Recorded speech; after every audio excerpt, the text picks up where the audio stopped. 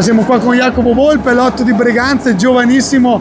Qualche minuto anche per te questa sera. Allora, sicuramente una partita dominata dal Monza, una qualità superiore, però dovendo analizzarla, dove è stato l'errore più palese di Breganze? Dove non siamo riusciti a fare quello che ha chiesto il mister?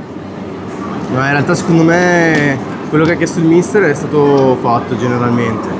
Principalmente avevano tanta intensità, noi eravamo anche in pochi, tra l'altro Pucinelli si è anche fatto male durante la partita, quindi avevamo comunque un altro giocatore in meno e io e Nicola siamo piccoli, abbiamo poca esperienza. Giovani più che piccoli, dai. Sì, giovani, facciamo il possibile ogni volta, siamo sempre disponibili e sempre pronti, quello sicuro.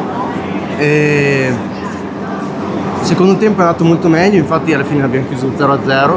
Esatto. Nel primo tempo sicuramente tante distrazioni in difesa e loro spingevano tantissimo. Sì, grande intensità, velocità. Grande intensità. Avevano anche la squadra al top, noi un elemento fuori, un elemento infortunato tuo durante fratello, la partita. esatto, che mancava. È ovvio che non siamo al massimo anche di testa, perché comunque il fattore testa conta sempre tantissimo. Sapendo comunque di partire già svantaggiati, parti con un po' di paura.